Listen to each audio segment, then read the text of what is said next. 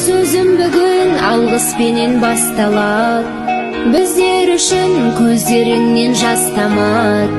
Қиындықтың бәрі артта қалды енді, ұл-қыздарың өсіп қалды қос қанат. Менің анам, мен әркез жақтаған, менің анам, мен өзіңмен мақтанам.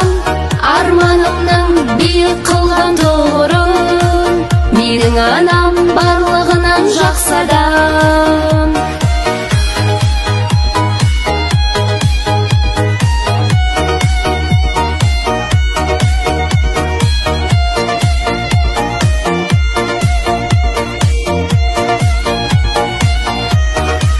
Бұл өмірде жақсылықтар болсын тек, тілеймін шын бақыт құсы қонсын деп.